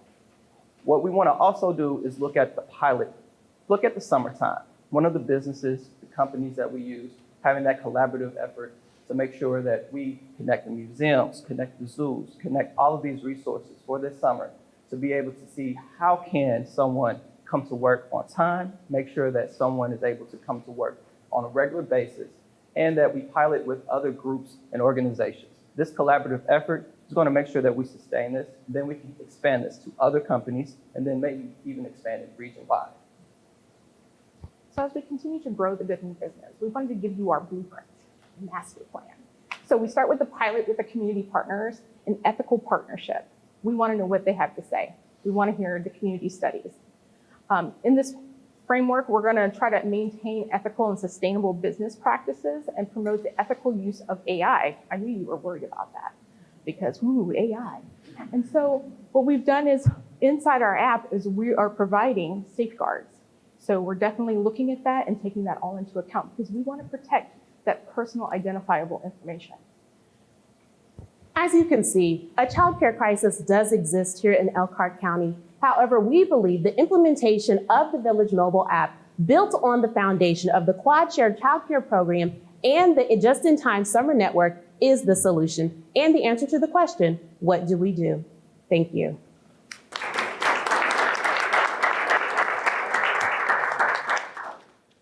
Questions? Thank you very much for your presentation. I had and you hit on something that I think is really important. You talked about tying in transportation to this whole model. And so I was wondering if you could talk a little bit more about what that would look like, particularly during those summer months, as you were saying, where maybe some parents rely, you had a picture of, let's say, with the school bus, and so that works during school time. But how would you tie that in to get kids access to those different opportunities, particularly during those months? Yeah, absolutely. So in Indianapolis, currently, there's actually a great program that connects different community centers. Some community centers have school buses. They have access to shuttles. They're actually a partnership with Indigo itself that helps get kids and families to and from not just resources of the community centers, but also if they need to go shopping, if they need a kid to go to childcare, back home again. Leveraging that type of network where it's truly the entire community coming together. So all community centers are going to need to work together.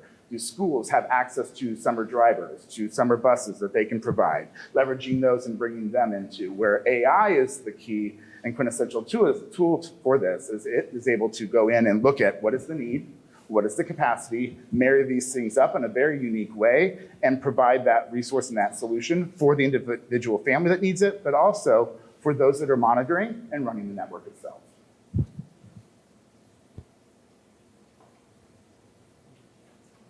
Hi, I have a question about the, I guess, safety and security of the folks that are going to be interacting with the children. What mechanisms do you have in place to, qualify whether they're safe? I think for any cultural institution in this day and age, and especially childcare institutions, that we're going to be leveraging to do this. I work for a museum. There are serious background checks that happen in order to protect the people that come to our institution and primarily focused on making sure that those are children. That same high level of expectation of vetting employees, staff, if there's volunteers need to go through background checks. All of those things need to meet a quota in order for somebody to participate. This isn't just put out there for the entire community. You have to meet a minimum bar of expectation to be able to participate in this program. And that comes not just from the caregivers or the organizations that are involved, but also the families that will be participating.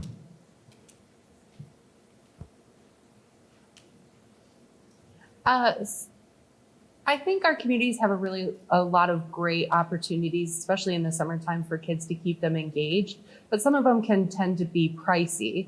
So how would your app and your offerings help families be able to engage their kids in different opportunities while also not breaking the bank in the summertime? Well, that's another way where the village comes into play. Our quad share actually is what we're looking at to make sure we can offset some of those costs, make it more affordable, as well as that collaboration of the many entities that will be a part of the app will help to offset some of those costs. The main point is let's make sure that our children are safe. So with the employee, the employer, the state, and foundations coming together and making sure that it's not just one entity that has to bear the burden of the cost or even the parent that has to bear the burden, but we're all working together as a village to do so. And I believe that the employers would definitely benefit from this because that the parents will be able to go into work, mom, dad will be able to make sure that they're going to work all the time. So they would want to go into this, but the foundations, I believe, will also have a way to go in and look at a collaborative effort. And I know foundations are very key on collaborations and not just you doing it by yourself. So with this app, we're trying to make sure that multiple entities are coming together for this, but this is the funding mechanism that we chose.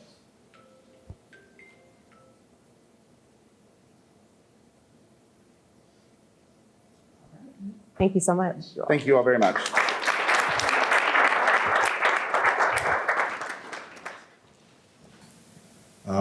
Before I say a word, I want to specially say thank you very much to Professor Christine for the opportunity to introduce the keynote speaker for today. I'll read her profile, but it's a special honor, and I don't take it for granted. Thank you so much for that.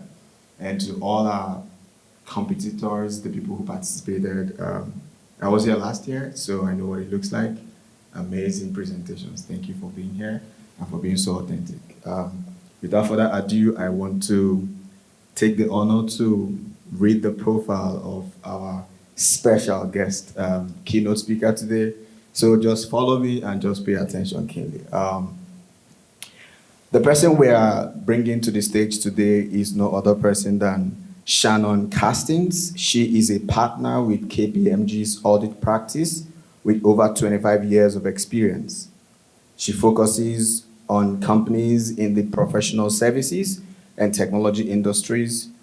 In addition to her client-facing work, Shannon is invested in making KPMG a great place to work through her focus on talent, culture, and inclusion initiatives. She is the co-chair of the KPMG Network of Women BRG, a member of the KPMG National Audit Culture and Inclusion Leadership Council, a cohort leader for the KPMG Women's Leadership Summit, and a KPMG Culture Catalyst. In front of both internal and external audiences, Shannon has interviewed keynote speakers, moderated panels, and spoken in such topics as return to work, the importance of and how to support your corporate culture, executive presence, networking, and making the case for culture and inclusion. 3 key areas that she focuses on include: the first is women's advancement, second, fostering belonging at work, and finally, work-life integration. Another interesting aspect of our keynote speaker is the highlight of her leadership roles.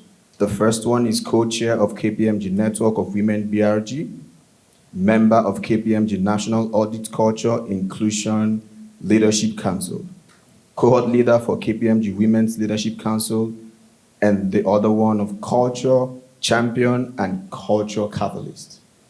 Ladies and gentlemen, you've heard it all. Please. She demonstrates everything you want to talk about: inclusion, equity, and being available for people. She has done this for over 25 years. Amazing in the highest of standards. If it is in the Bible, they will say, I do not have the weight to remove or unlace the shoes of Jesus. So I don't have the honor to bring her to the stage, but I was given the responsibility. Can you join me, make welcome our keynote speaker for today, no other person than Shannon Castings. Well, first of all, thank you, Kingsley. I will try hard to live up to that. Can everyone hear me if I don't use the mic? Okay, that sounds good. So thank you again for that very nice introduction. Thank you for everyone that planned this event, the faculty, the students, everyone. I really appreciate being here both to hear all of the presentations, not judging, but to also be able to talk to all of you. So thank you. That's a great opportunity. And congratulations to all of those that are now done with their presentations. I know that you all put so much time and effort into preparing for this, and you made it through the first round, got to the second round. All of you should feel so good about what you have done. It was really, really interesting to hear your perspectives. I'm curious, obviously being students, how many of you have really thought about affordable childcare and kind of what the workplace can do for that prior to this case study? Some of the executive MBA program members, yeah. I mean, it's an interesting one, right? Because it is something that I think you don't think about until you're in that position most of the time. When you're a parent, when you're going to be a parent, when you want to stay in the workplace, but aren't sure what to do. So those were great ideas, and I know the judges are having a hard time deciding right now. So I'm glad I'm talking to you guys. So I was going to say that you're done with meeting to talk and present. I actually would love if we could make this a little more interactive. It's not that interesting for me just to talk.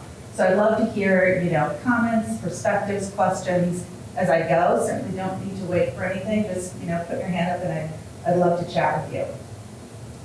So a question. So how many of you can remember a time when someone intentionally made you feel included? Maybe it's when you first came to Notre Dame. Maybe it's when you walked into a classroom for the first time, joined a club. Raise hands. Okay, so most, if not all. Does anyone want to share their experience? We're all friends here. Thank you. All right, tell us about the experience, what it was, and then how that made you feel. Okay. So, as an international student from Nigeria, this is the first time coming to the States, and also the first time leaving Nigeria as a country. So, when I came to the States, the first time I walked into Mendoza, I think it was during orientation. But there is an aspect of me being included or feeling included in the system. It was how it all happened. Naturally, I have an electrified energy. I don't say that lightly because that's just my nature. When I walk into a place and I can talk to people, we know people I don't know. But there was something very special that happened on the first day we had international orientation for all international students. When I walked in, I saw like the admissions team and the graduate student people, the way they intentionally came to us, hugged us, like shook our hands and spoke to us, and they were more like, this is home. You need to feel like this is Nigeria. You need to feel it.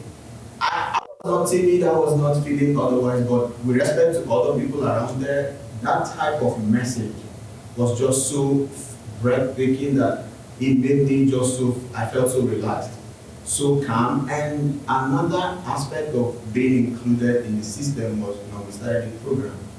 Every single body in my class, we're 105, and they know the international students have this, maybe you may not fit in so well, but the availability they provided. I've never done accounting in my entire life. I've never done finance before. I come from a petroleum engineering background. So coming to the MBA program to learn all of that was just quite strange. But my people, like my classmates, they keep coming and say, what is the issue? What are you struggling? And then I remember one time at 3 a.m., I was doing a homework on, I think, finance or accounting, and I put on the WhatsApp page, please, who is up? Like I'm dying. We're submitting the next day. And then 2 people jumped on a video call with me. They started explaining, and I got it done, and I would never forget those moments. They just make you feel like you are part of this moment.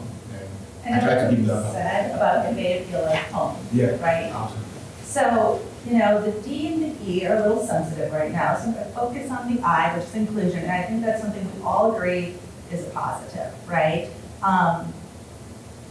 So it's thinking about how that makes you feel, and so I think we all agree it makes you feel good, but actually statistics, or not statistics, but research will tell you that those that feel included are 177% more likely to want to make it to the C-suite in an organization, which is crazy. I mean, that's, you know, many, many times more, almost 2 times more. So, you know, we want to be in the position of making all of us feel included and making other people feel included. So what I thought I would do today is kind of share my career journey, kind of how I got here after being at Notre Dame, and then also share some research that KPMG has done on working parents and also some best practices from a family benefit standpoint that can make working parents really feel included with where they are. Quinn, can you play the video? At KPMG, we believe in the power of our people. That's why we are committed to engaging everyone and creating an environment where all our professionals can grow. Belonging fuels passion and ignites purpose. By ensuring a sense of belonging for all, we embrace different perspectives that drive innovation and push boundaries, providing solutions to solve our clients' most complex problems. People at KPMG thrive because they have access to exceptional learning and development opportunities. They give back to our local communities, practice ethical behavior, and do the right thing. We are values-led leaders, contributing to an inclusive culture built on authenticity, empathy, civility, and trust. At KPMG, we strive for everyone to feel seen, heard, and valued. KPMG, make the difference. All right, so this really isn't a plug for KPMG, although it is a little bit, but not entirely. But I do think that KPMG has benefits that are best in class for working parents. Okay, next slide. Okay, so we'll start with me and kind of, you know, how I got here from where I was. So I'm originally from the suburbs of Milwaukee. The first time I came to Notre Dame was when I did a Women in Engineering program the summer after my junior year in high school. And that kind of just, I mean, no other college had a chance, because when I came here, it was 3 weeks. I got to know it so well, and I felt like I belonged, and I knew it was the place for me. So I came to Notre Dame. You can see my dorm room in that lower middle picture, which I've seen the TikToks on like dorm rooms now that look amazing. So this is what it used to be like for all of those that, you know, are kind of like, oh my gosh, I can't believe you lived in that. So I started in Knott, which was a women's dorm then. I ended up moving to Kavanaugh a couple of years later when it turned into a women's dorm, because I wanted to be closer to campus. I'm not sure it is closer to campus now, but it was then, and just live in an older dorm and have that experience. When I was at Notre Dame, so I started talking about women in engineering, now accounting, so there's a disconnect there. So I started in engineering. It was not for me. It was just not for me at all. I switched to accounting. When I was here, I spent a lot of time doing volunteer work, a lot of Head Start volunteering, so going and, you know, being in the classrooms with the kids. And I was also the student body treasurer. So that was a really interesting experience to kind of get into the accounting and money side of things. So moving to that top left picture, graduation. So Stonehenge is in the background, so I think that still looks the same. A lot of other things don't look the same anymore, but that still does. So graduation, obviously. You know, I sent this picture to my friends that are in that picture and said, I'm doing this presentation. They said I should bring pictures, so, you know, look at this. So I got 2 responses, no, 2 types of responses. One was, I can't believe that was my hair, or I can't believe I was wearing that. But the other one is, you're so lucky to be going back. And that's true. And I hope all of us really appreciate the time we're able to spend here, because it is such a special place that, you know, isn't easily replicated. So I then went to Chicago. I worked for Arthur Andersen, and I'll get back to that in a second. But so CPA certification dinner, which is under the graduation picture. At that point, as a woman going into the business world, you thought you needed to cut your hair to something more serious, so you'd be taken, you know, everyone would take you seriously. You don't have to do that, but that's what we did then. So Arthur Andersen, how many of you are familiar with the Arthur Andersen story? Okay, so that's what I was thinking, that a lot are not. So how many have heard of Enron? They know what happened with Enron. Okay, so Arthur Andersen was the auditor for Enron and really got brought down when Enron also went down. So at the time, Arthur Andersen was very, very prestigious. I was so proud of working there. So proud of the people that I've worked with that were there and had such high regard for them. Basically, Anderson was accused by the Department of Justice of,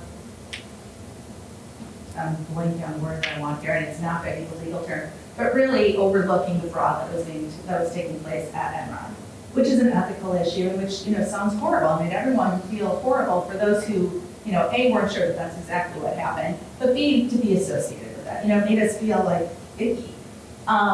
So that was a time of a lot of just feeling really unsettled and really feeling like, where do I belong? Because this isn't the Anderson that I know, it's not the people that I know. And I need to go find another job, which I never thought I was going to have to do. So that kind of brings me to when I came to KPMG, I talked to all the other accounting firms, and there were all these Anderson people that were looking for jobs. So there was a lot going on. But when I talked to the other firms, they're kind of like, okay, we'll try and find a desk for you to sit at, we'll see.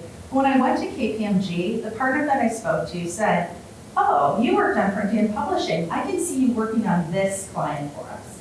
And that was just such a different experience that made me feel like this is where I belong. Like someone's really intentionally reaching out to make me feel included here, how I could add value, how I could add value, not just as a another resource, but how my background could really add value to KPMG. And so that was my first interaction with KPMG. I hadn't interviewed with them at school. I kind of went right to Anderson.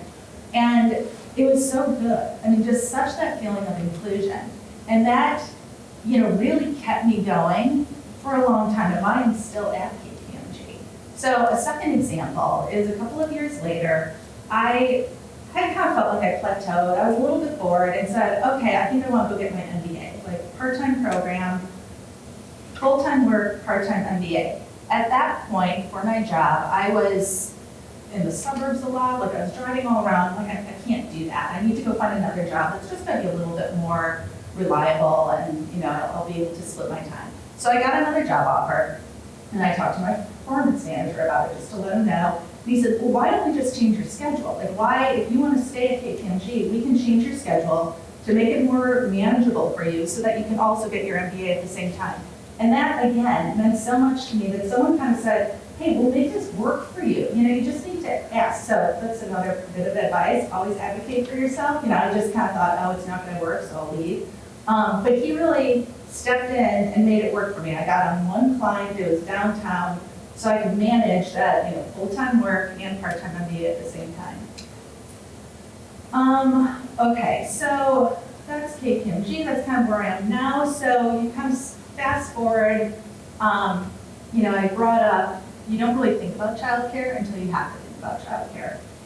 And I had children a little bit later, so I waited until I was done with my MBA because I did not seem to think that I could go to work full-time, go to school part-time, and be a mother. That was just too much. So graduated from Kellogg, also became partner then, had a baby, and was kind of like, oh, now what?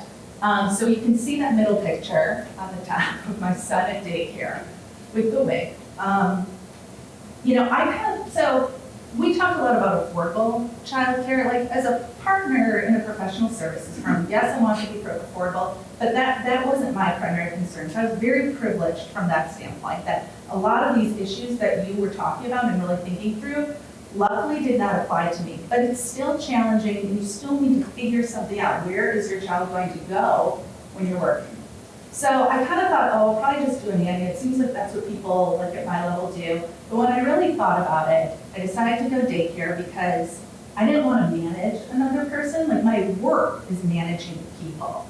And I didn't want that to kind of come into my personal life. So I did daycare, and it was the best decision that we could make because my son was around a lot of people, lots of socialization, but also I received a community of people of dual working parents because that's not easy to find. And so you have people that are kind of like you. So it worked out really, really good for me. Okay, so I think we're coming to the current time. So I've been at KPMG for 23 years now, which I know some of your guys say, gosh, I haven't even been around that long. And I can never imagine staying in a workplace for that long. And that may be right. I mean, mine is a very unusual situation of having stayed somewhere for that long. But it's really that sense of inclusion that I got throughout the years that made me stay. I'm an audit partner. As Kingsley mentioned, I also am the co-lead of our KPMG Network of Women, which has been so gratifying to me. We have 11,000 members. And so it's been an amazing way for me to really feel that I'm reaching out to so many people to make them feel included. Probably not going to touch on the BRGs right now, so business resource groups. We have quite a few of them. They're open to everyone, but aren't meant to give people a home. So we have a lot of programming for women and things that they can just feel like they have someone else who's going through a similar circumstance that they are. So, no, KPMG Network of Women, we actually just celebrated a few years ago our 20th anniversary, which makes me really proud. This isn't something that we just did a couple of years ago as DEI really kind of took flight. It's something that we've been so invested in for such a long time. So that's the top picture. We had a no leadership seminar and I was presenting on a panel. And then we go to that last picture on the bottom. Really coming full circle with my family. My son's 15 now, watching a game. So back to Notre Dame. All right, I'm going to pause there. Any questions, comments, perspectives? Yes. I'm curious about when you wanted to do your MBA and your whether your manager or the person you were reporting to gave you the opportunity to adjust your schedule. What would have happened if it didn't permit that schedule? How would you have felt in terms of going, like leaving KPMG for the MBA, and then would you have also wanted to go back and stay this long? What would have possibly changed? Yeah, I mean, I think so KPMG at the time actually had a program where they would reimburse for your MBA, because in Chicago there's Booth, there's Kellogg, both great programs, and they would reimburse for that. So I was definitely looking for a company that would help me financially with that. I would have left because I decided I wanted to get my MBA, I wanted to develop those other skills, and was going to go to a place that would support me in that. So I definitely would have left KPMG. I don't know what would have happened, right? I mean, I'm very happy with my decision to stay and all the opportunities that I've gotten throughout my career at KPMG. We were talking about the KPMG Network of Women because I spend a lot of time on that. It's kind of like the extracurriculars. So, my client work is the school work that you have, but then being the lead of NO is kind of extracurriculars. And I think all of you know that that's kind of what really brings a robust experience for school. It's not just the class, it's everything else that's happening around them. Anything else? Okay. So we can go to the next slide. So I said that I was going to talk about the KPMG research that was done. And so this is actually super on point to what all of you were looking at. We have 76% saying that having children made them more motivated at work. I think that frustrates me about these research surveys is that they don't say the why. Anyone have an idea as to why people would get more motivated after they have children? Children are really hard to lose. What's that? Being at home with children is really hard. Yeah, absolutely. Yeah. I was just going to say you have a greater responsibility to move up the ladder at work and to provide for your child, so that might motivate you more to just day. Yeah, absolutely. It's not just you anymore. If you have another similar. Just kids are expensive. Yes, they are. Similar to what all of you found in your presentations, 53%, which I'm actually shocked it's not higher than that, but 53% report struggling with ongoing child care arrangements.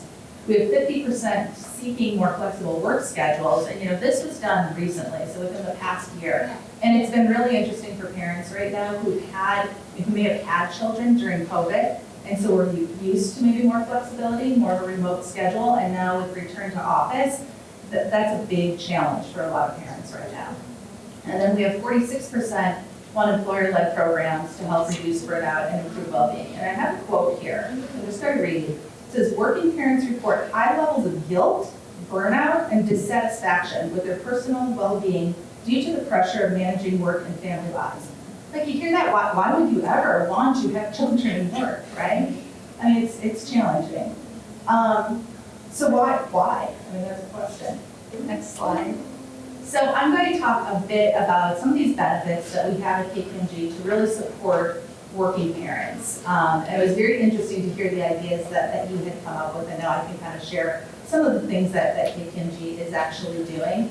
Like I said, I think a lot of these are best in class, and as you're kind of making job decisions, granted, this may not be something that applies to you now, but at some point it will. So, finding a company that really shows that they support working parents, I think is really important.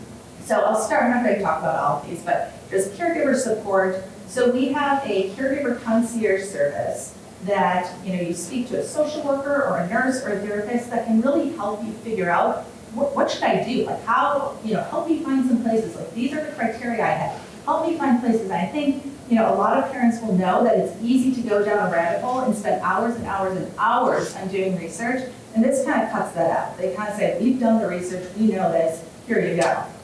There's also a program called Rethink Care, which is for individuals or families with individuals with disabilities, whether it be physical or developmental. That's also a very, very challenging area, beyond just having a child, having a child with a disability. I mean, a lot of people leave the workplace because of that, because they need to just put all their effort in. So this tries to help support them. We have Bright Horizons, which is actually an emergency child care when your original plans fall through, which I know several of you touched on. The other thing is a lot of these also apply to elder care. We didn't talk about that at all, but as you get older, you have your child care and your elder care. Your parents are getting older, dementia, disabled. It's a lot. So, it's really great to have those options. I actually had my son talk to a college coach a little bit early just to get him thinking about things. And again, it was great because these are experts who know everything. And you can just ask questions. You don't have to spend those hours and hours and hours doing your own research. Parental leave, KPMG actually has 16 weeks for both parents, which is really pretty high. I don't know what Notre Dame has. Theirs is probably good too. But it's something that, particularly because it's the mother and the father, both parents, a lot of times childcare is seen as a woman's issue. It's not, it's a working parent issue. You can also split the time. So I'm working with someone right now who went on maternity leave, came back for about 5 months, and then she's going off again for a month to spend more time with her kids as they get older. I worked with a man who took off Fridays and Mondays for 3 months just so he could cover as his wife was working. That's been just really, really helpful to all of our new parents. I work with someone that just came back from maternity leave with her second child, and I talked to her yesterday before I went, when I came here, and said, tell me about how it's working, because I will say a lot of these benefits did not exist when I had a young child. And she raved. I mean, she was telling me all these things, the new parent coaching. You can call someone and say, my child has this rash, here's a picture of it, what do I do? All of these things that can just help people, because parenting can take so much energy. To be able to outsource some of that and have someone take care of things for you allows the employees to really focus on their work and focus on what they're doing and just feel like they belong. Okay, so I talked about a lot of different things here, both personally and kind of best practices, the research, and what I would leave you with is, you are not leading companies right now, and a lot of the focus on what you were talking about was about what can companies do. But each of you can really impact how everyone around you feels from an inclusion standpoint, and you know how good that makes you feel. So I definitely encourage you to look around, make space for others, and see how you can be the one to help inspire others.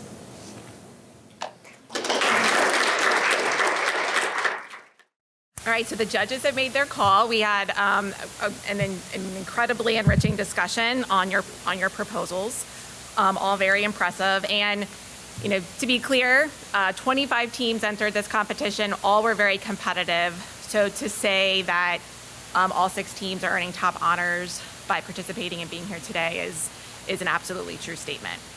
All right, so what we're gonna do is we're gonna announce the teams. We ask that the teams come up. We've got an awesome plaque to commemorate the event with you, and then we'll ask you to stay up and celebrate as we announce the other teams.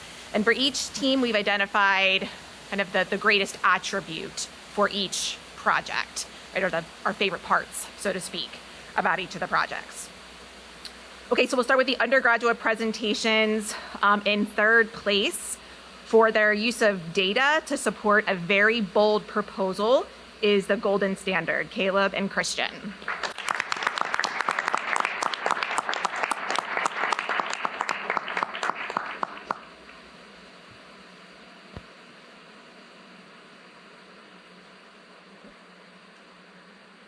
In second place, for their focus on use of commercial real estate, is Team Harmony, Jay, Angela, and Karina.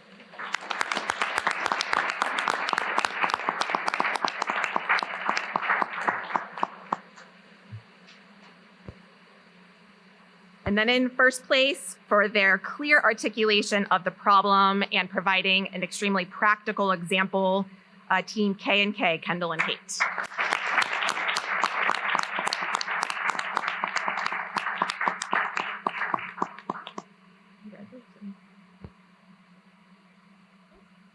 All right, so we'll move to the graduate team. I can stay there. Okay, please stay. Yes, yeah.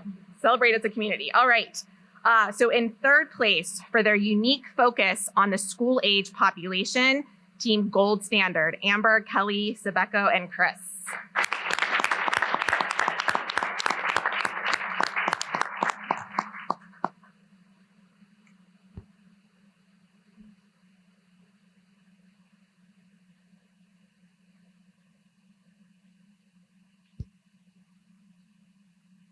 In second place, for their use of empathy and an incredibly personal story, the MSM team, Megan, Jack, Robin, and Zach.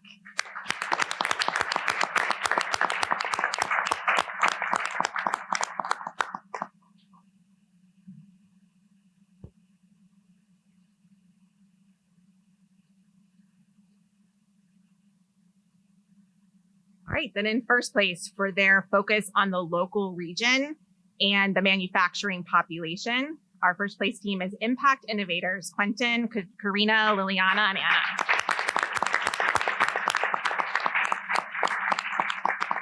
All right, let's give a big round of applause for all of our teams. Yes.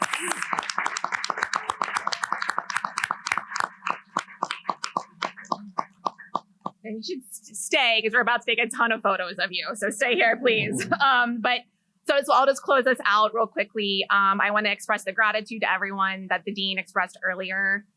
To our sponsors, your investment fuels a better future for our students, our workplaces, and communities. So thank you so much.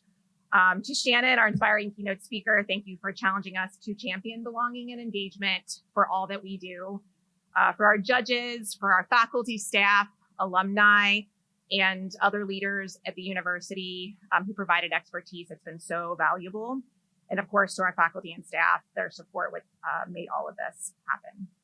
And then finally, to our students, your solutions really did embody what we mean to say when we say grow the good in business. So thank you for your work, your dedication, for doing all of this on top of everything else that you're doing on campus, which is so incredible. And then as we finish out, we want to remind ourselves that our commitment to fostering inclusive and thriving workplaces continues when we leave here.